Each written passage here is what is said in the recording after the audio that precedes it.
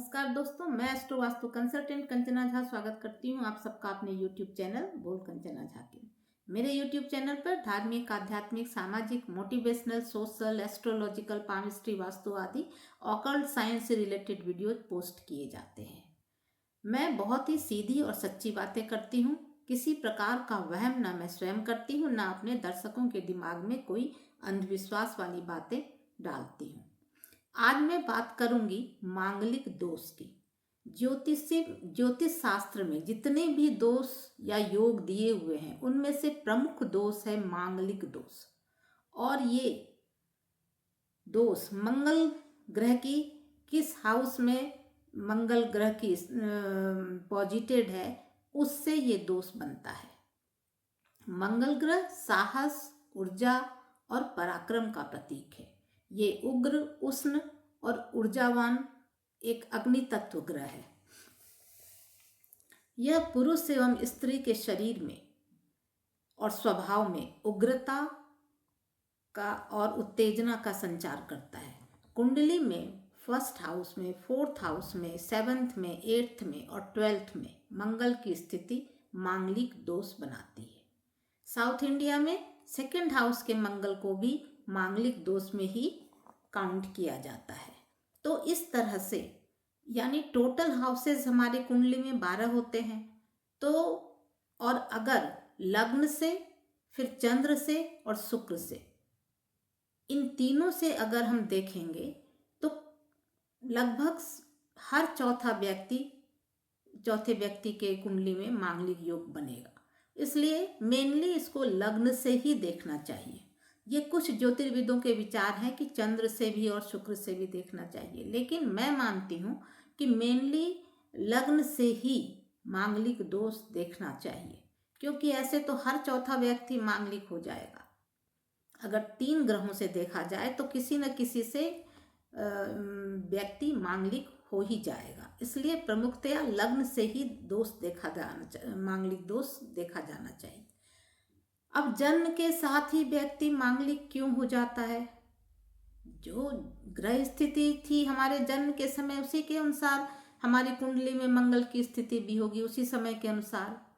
तो जन्म से ही इंसान मांगलिक होता है ना, ये तो बाद में तो कुछ होता नहीं, गोचर और इसका तो कोई संबंध है नहीं इसमें। तो सबसे पहले हम जानते हैं कारण क्या हो सकता है, क्या क्या कारण हो सकता है। सबसे पहले आजकल आधुनिक युग में इतनी अधिक व्यस्तता आ गई है कि पुरुष और स्त्री या यूं कहें पति और पत्नी के मध्य फिजिकल रिलेशन भी बहुत ही जल्दबाजी में बनाया जाता है।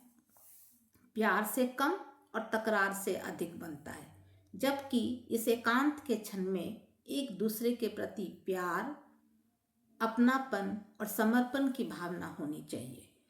लेकिन क्या होता है आजकल, ये भी एक फॉर्मेलिटीज की तरह निभाई जाती है, या फिर जबरदस्ती, फोर्सफुली, दबाव में, अंडर प्रेशर स्त्रियों को ये संबंध बनाना पड़ता है। तो इससे क्या होता है, जैसी मन स्थिति स्त्री की होती है तो जो बच्चा गर्भ में आता है उसकी मन स्थिति पर भी इसका बहुत अधिक प्रभाव पड़ता है। इसका मैं आपको उदाहरण दूंगी, लेकिन लास्ट में, अभी नहीं। अभी तो मैं सिर्फ ये बता रही हूँ कि किस किस कारण, किस हाउस में मंगल की स्थिति क्या क्या प्रॉब्लम दे सकते हैं। अगर प्रथम भाव में मंगल, जब प्रथम भाव में मंगल रहेगा तो उसकी दृष्टि 4th हाउस पे रहेगी, 7th पे रहेगी और 8th पे रहेगी। तो क्या क्या ये दे सकता है प्रॉब्लम? सबसे पहले तो स्वयं का व्यक्तित्व एवं मानसिकता। जातक का स्वयं का व्यक्तित्व कैसा है, मानसिकता कैसी है, क्योंकि लगन में मंगल है, लग्न ही हमारा शरीर है। साथ ही उसके जीवन में सौभाग्य या दुर्भाग्य कितना रहेगा, कितना प्रतिशत, इसका भी पता चलता है। 7th हाउस को पर दृष्टि होगी दूसरी, तो पार्टनर से उनको कितना पारिवारिक सुख मिलेगा। 4th हाउस में दृष्टि तो माता का सुख का अभाव, या हो सकता है माता से दूरी ही माता का के सुख में अभाव को लाता है। ऐसा नहीं है कि माता की मृत्यु के बाद ही होता है। अगर बच्चा बचपन से हॉस्टल में रह के पढ़ रहा है तो माता के सुख का अभाव तो हुआ ना। दाम्पत्य जीवन में मनमुटाव, ईर्ष्या, द्वेष, वैमनस्य आदि 7th हाउस पर दृष्टि पड़ने से उसकी गणना की जा सकती है कि कितना प्रतिशत होगा। साथ ही बहुत ही नीरस जीवन होगा। अष्टम पर भी दृष्टि होगी, बहुत ही नीरस जीवन होगा। तो आप कह सकते हैं प्रथम भाव में 50 से 60% मांगलिक दोष का प्रभाव रहेगा। अब चतुर्थ भाव में, चतुर्थ भाव यानी कि सुख भाव में, सुख भाव में जब मंगल रहेगा तो उसकी दृष्टि होगी 7th हाउस पर, 10th पर और 11th पर, यानी पार्टनर के हाउस में और कर्म के भाव में और आय के भाव में। तो गृहस्थी का सुख बहुत कम मिलेगा। विचारों में बहुत अधिक मतभेद होगी पति पत्नी के। मानसिक तनाव रहेगा, असंतोष रहेंगे, आपसी कलह, परस्पर रूखापन, रूखा व्यवहार, जीवन यापन। और 10th पर दृष्टि है तो जीवन यापन के लिए बहुत मुश्किल से पैसों का या धन का जुगाड़ हो पाएगा। व्यवधान बहुत आएंगे, बहुत सारी बाधाएं आएंगी। इनकी वजह से आर्थिक स्थिति खराब रहेगी और फिर आय भी कम होगी। आय भाव पर स्थिति है तो आय हमेशा ही डावाडोल रहती है। इनका प्रभाव 70 से 90% तक रहता है जिनके 4th हाउस में मंगल है। अब बात करते हैं 7th हाउस के मंगल की। पति या पत्नी के 7th हाउस में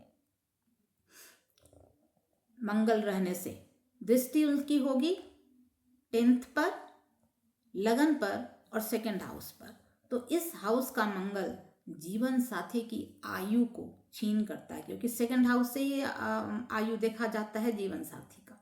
संबंधों में बहुत ज़्यादा शत्रुता लाता है, रोजगार में कमी, स्वभाव में उग्रता, क्रूरता, क्रोध, पारिवारिक सुख में कमी, अलगाव व तलाक जैसी स्थिति यानी संबंध विच्छेद की स्थिति तक उत्पन्न करता है। और इसका प्रभाव 100 से 125% तक होता है।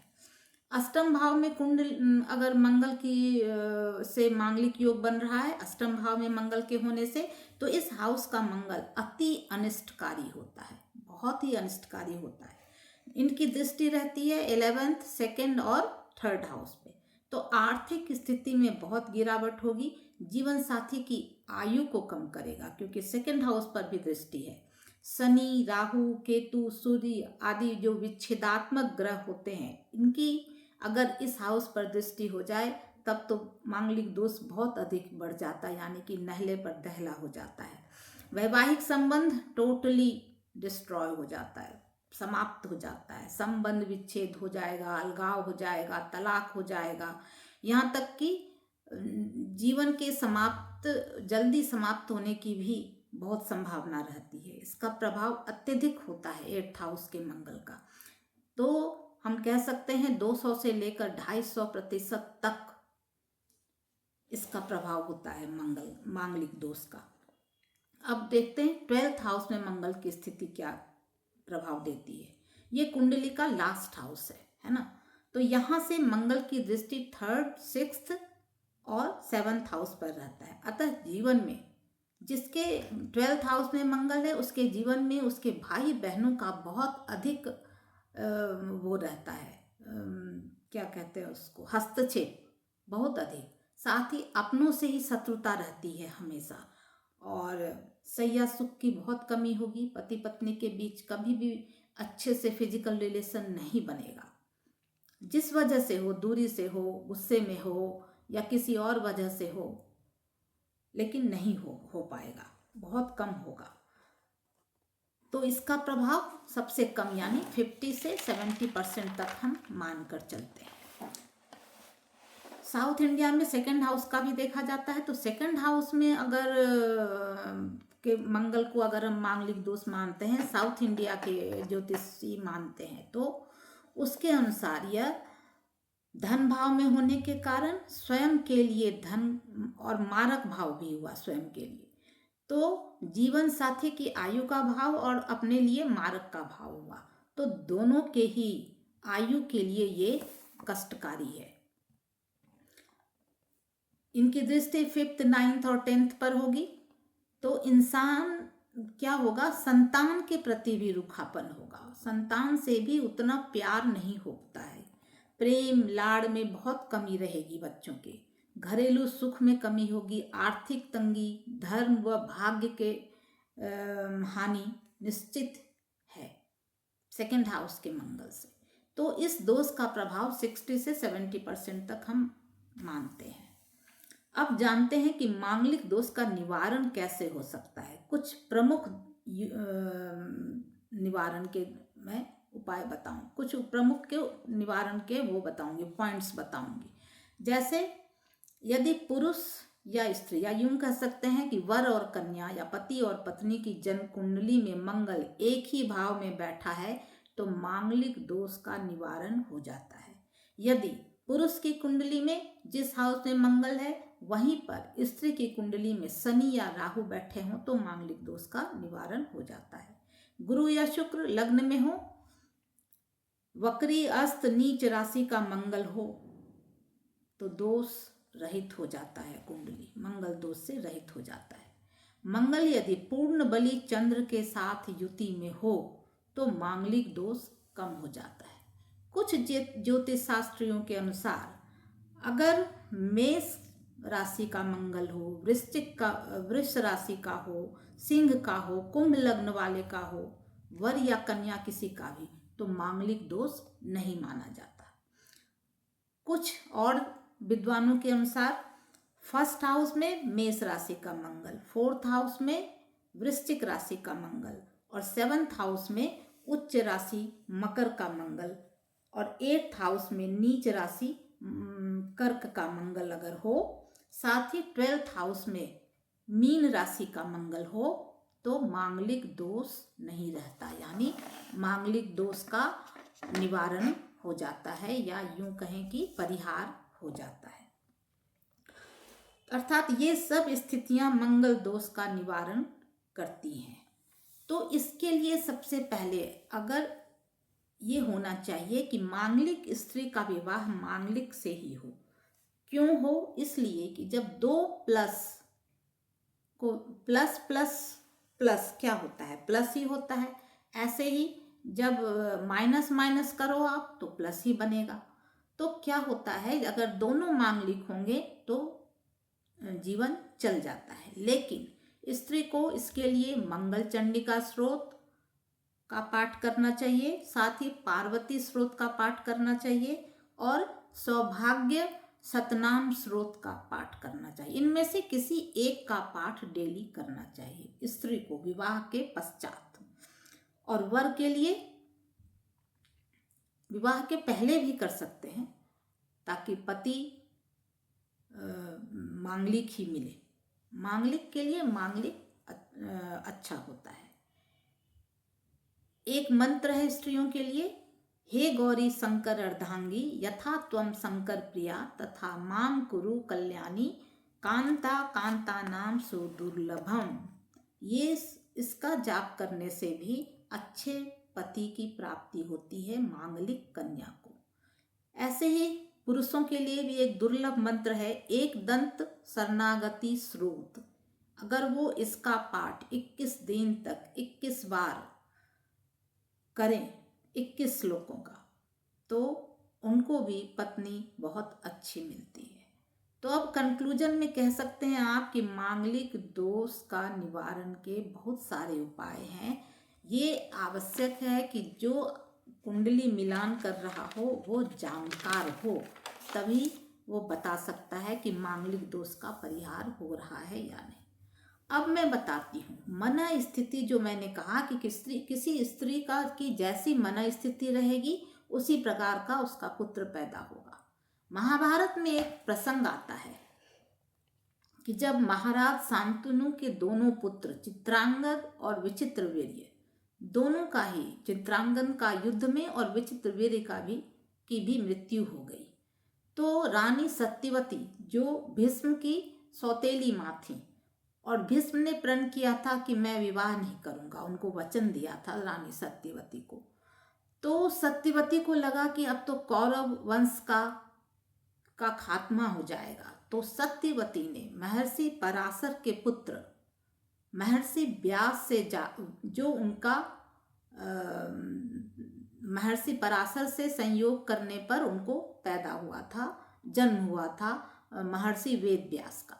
तो महर्षि वेद व्यास से जाकर उन्होंने अनुरोध किया, क्योंकि वो उनका पुत्र था, इसलिए कि मेरे वंश को बढ़ाने में मेरी मदद करें और आप मेरी बहुओं यानी अंबिके और अंबालिके, अम्बा तो चली गई थी जिसका बाद में शिखंडी के रूप में जिन्होंने जन्म लिया भीष्म को मारने के लिए, तो अंबिके और अंबालिके के साथ आप नियोग करें ताकि वो गर्भवती हो जाएं और कौरव वंश का नाश होने से, खात्मा होने से बच जाए। तो जब महर्षि वेद व्यास के सामने अंबिके को लाया गया, अंबिका जब आई तो भय से उसने उस ऋषि को देखकर भय से उन्होंने अपनी आंखें बंद कर ली। फिर जब अंबालिका आई तो ऋषि को देखकर भय से पीली पड़ गई।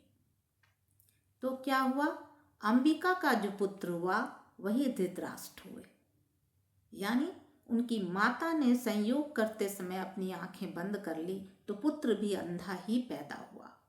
इसी तरह अंबालिका जो डर गई थी, बिल्कुल भयभीत हो गई थी, पीली पड़ गई थी भय से महर्षि वेद व्यास को देखते ही, तो उनका पुत्र का जन्म जो हुआ पांडु, वो पांडु रोग से ग्रसित थे, यानी पीलिया रोग से ग्रसित थे। इसके बाद महर्षि वेद व्यास ने आकर कह दिया सत्यवती से कि ऐसा ही होगा, अंबिका का पुत्र अंधा होगा और इनका पुत्र अंबालिका का पुत्र पीलिया रोग से ग्रसित होगा। तो उन्होंने पुनः कहा कि पुनः आप अंबिके के साथ संयोग करें। तो अंबिका ने खुद न स्वयं न आकर, उन्होंने, क्योंकि वो डर गई थी पहली बार, एक दासी को भेज दिया। दासी तो बहुत खुश हुई कि इतने बड़े ऋषि के साथ मुझे संयोग के लिए भेजा जा रहा है ताकि मैं भी गर्भवती हो सकूं और महर्षि वेद व्यास की तरह मेरा भी संतान हो, मेरी भी संतान हो। तो वो बहुत खुशी खुशी उन्होंने महर्षि के साथ संबंध बनाए। तो उनका जो पुत्र पैदा हुआ वो विदुर नाम से विख्यात थे महाभारत में। और उसी समय महर्षि वेद व्यास ने कहा कि अभी अंबिका नहीं आई थी, दासी आई थी, और ये दासी का पुत्र जो होगा वो बहुत ही होनहार होगा, विद्वान होगा, बुद्धिमान होगा, बुद्धि से चतुर होगा, हर विद्या का पारंगत होगा। और ऐसा ही हुआ। अगर आपको मेरा वीडियो पसंद आया हो, मेरी वीडियो, तो वीडियो को लाइक करें। अगर आप मेरे चैनल पर नए आए हैं तो चैनल को सब्सक्राइब करें, शेयर करें अपने दोस्तों और मित्रों के साथ। बेल आइकन को प्रेस करें, अगले वीडियो की नोटिफिकेशन आपको चली जाएगी। Thank you.